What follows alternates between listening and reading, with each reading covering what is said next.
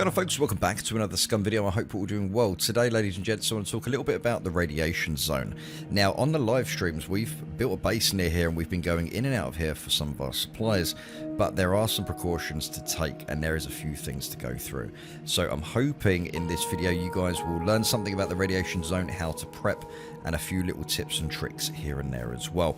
Now, the radiation zone is a great little area. Now, if you look at the map that I'm looking at currently right now, you can see the radiation zone is predominantly in this area right here, C0. This is where all the radiation is. So you can see we have the nuclear plant, which is where my mouse is spinning around right now. That's the main nuclear plant.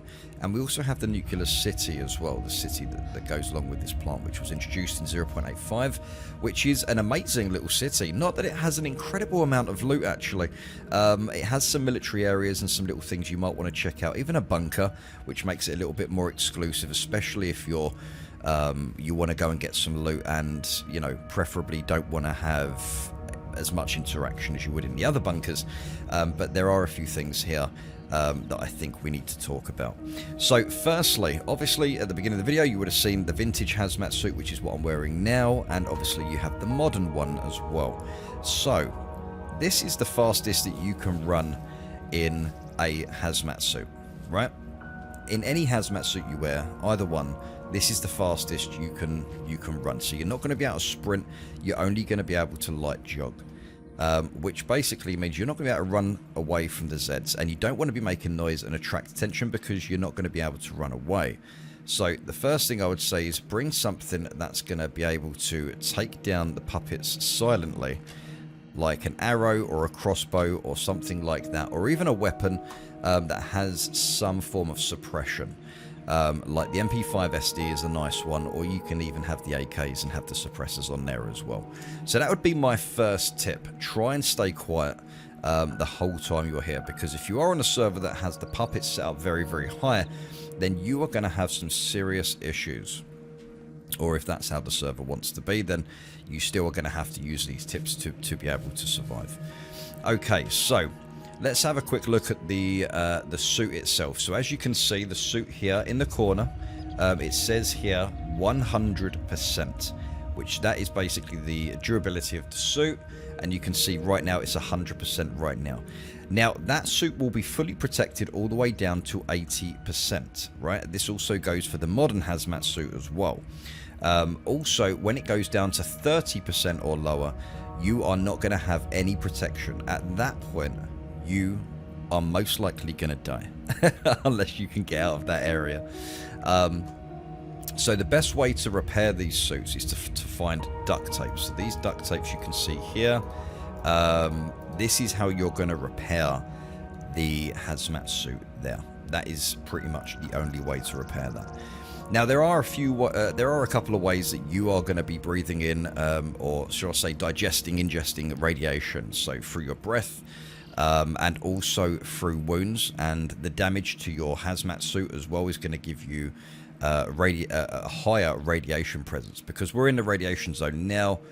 As you can see, I've got 100% suit, no injuries. I've literally got absolute zero issues with radiation right now, as you can see there. Now, there is a lot of things that you can do within a radiation zone to make some money. If you want to go to the bunker, sell the loot, the graphite, the depleted uranium as well. That is also a couple of really good ways if you want to make that money.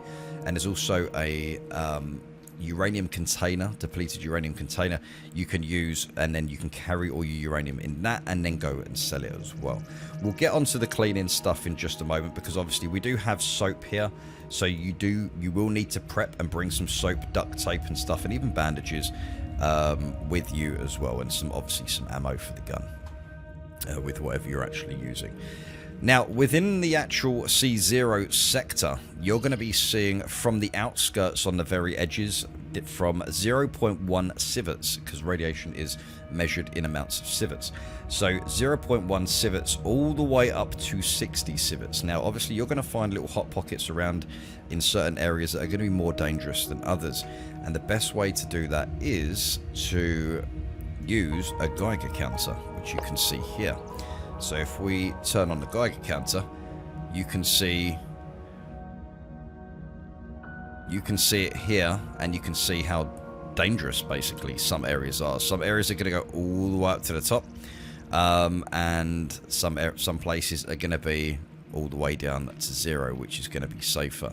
And you will hear a clicking sound as well. Obviously this is on, so you can see the Geiger counter here, and you can basically measure the danger of certain areas that you're going to be in, especially if you're around, let's go back to the map, especially if you're up here where the actual explosion occurred, right up there. That is the most dangerous place compared to this city. This city isn't as dangerous as the other one, but obviously where you do have constant radiation presence as well, you are going to have always have an issue with the radiation side of things.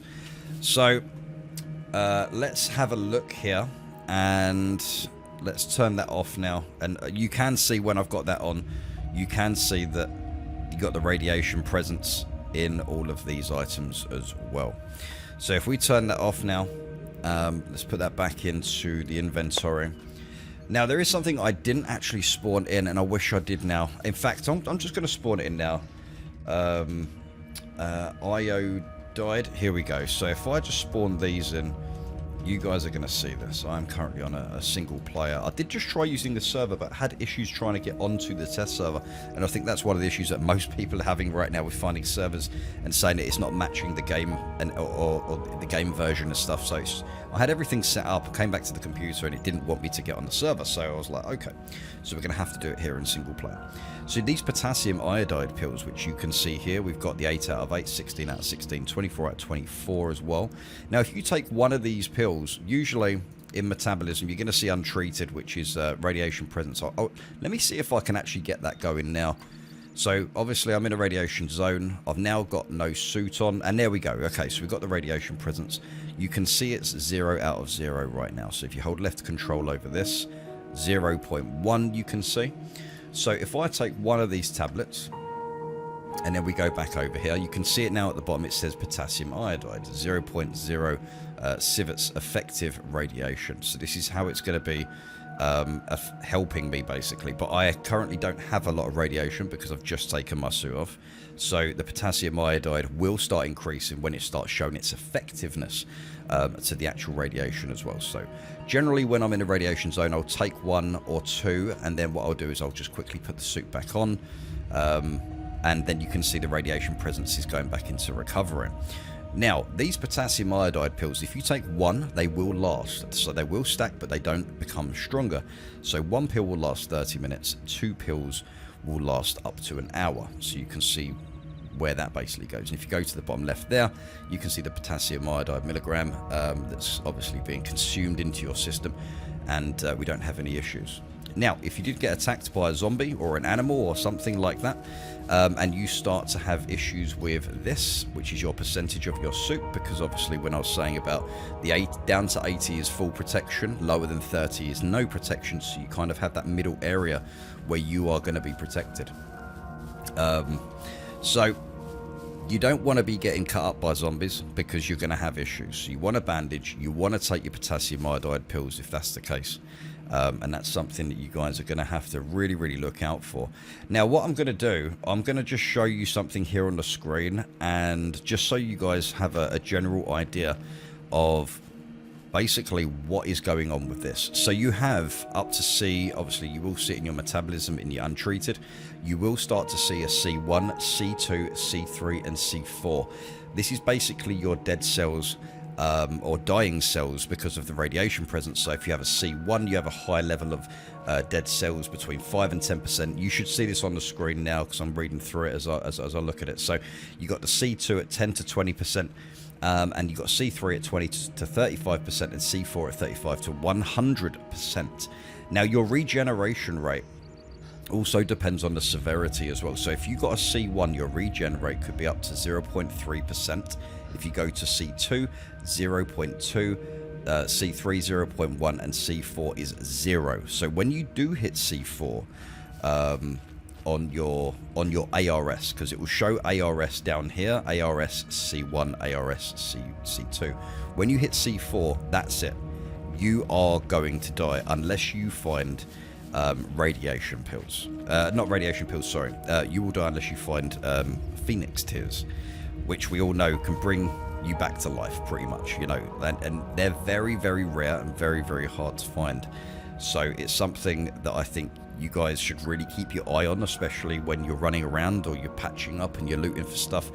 Always keep an eye on your ARS, because if you end up getting C4, you're gonna die unless you have phoenix tears. So it's pretty cool. So you have C1 to C4, but then your C1 to C4 regeneration rate as well just completely decreases. So the higher your ARS goes from C1 to C2, the lower your regeneration is, and obviously your cells will not regenerate at that point, and you will have enough radiation presence within your system to officially kill you, which is not good in any way, shape or form. So that's pretty much most of the things. I'm going to show you guys how to wash and decontaminate in a moment. Right now, we don't actually have any radiation present stuff on us. I'm really hoping that this is working properly. I think it is in single player, because I know that the healing and stuff, you know, they have issues with currently right now, which is definitely not good. But that is pretty much most of the stuff that I really wanted to talk about here to help you guys in and out of the radiation zone. Now, if you go onto your map again, all the water you see in C0, I wouldn't risk going to wash and decontaminate within the C0 sector, because guess what? The water's also contaminated, ladies and gents. So what I'm going to do, I'm actually going to cut the video here, and we're going to go down to here. So if you look where my arrow is, I'm going to run out of the zone now, and we're going to go down to this area here, which you can see where my mouse is, and that's outside of the C0 zone, and hopefully the water won't be contaminated there. Let's go check that out. Okay, so you can see now that we are now outside of the C0 zone. We're outside of the sector, and like I said before, just be careful, use quiet weapons if possible. Like swords, suppressed items and stuff like that as well. Anything you have on you will also be contaminated, guys, and whatever you do, if you find any wells within that radiation zone, do not drink them, because your radiation presence will shoot up massively, and you will see that in metabolism down here when you drink water from certain wells and stuff like that, and you hold left control, you will see the presence of radiation, which is crazy, and that will jump up many civets, and you will pretty much die, because you've now just consumed, like, you know, a couple of liters or something like that, or a liter of contaminated water, and it's going to be very, very difficult. It's going to be very, very difficult to deal with. So what we're going to do now, I'm going to show you how to get rid of it. Now, there are a few ways to get rid of the radiation presence internally. You can either throw up if you've eaten something, obviously taking your iodide pills at the same time. Now, this is another way. Sweating is also another way to get the radiation out from inside you, shall I say. And urinating as well. So drinking a lot and urinating. I preferably would recommend eating and drinking everything you need before you go into the red zone. So give yourself a time, pack yourself out with food. Yes, it's going to completely mess up your max stamina and also your dexterity, but at the same time, you don't want to be drinking and eating really in that zone, because anything you have on you will eventually become irradiated. So if we go into the water here, now you can see the suit here. Right now, it doesn't look like it actually needs to be washed, but simply do this. Just wash everything. Just wash all, right? And just wash everything. Just the whole thing. I don't know why it's saying wash all. Is that washing literally everything of mine? So you can see it's getting wet. You can see the wet symbol as I'm going up. So I'm washing that. I'm now washing the bag. And my MP5 SD says decontaminate there. So we literally just wash that with the soap as well. The bow we don't need to wash. The Geiger counter doesn't need washing. Just right click everything and you can see what you can wash and decontaminate as well. Usually the ammo, mags, I'll take everything off the gun because I don't want to risk it, or anything that you have as well. And then just go from there. So like I said, just don't wash anything up the river, like by in the C0 sector, because it's going to be irradiated, that water, and contaminated as well. So if there's anything that I've missed in this episode, then please don't forget to put it in the description below. I know it's quite a bit to take in, but just try and keep things simple, guys. Take duct tape with you because you're going to repair your hazmat suit.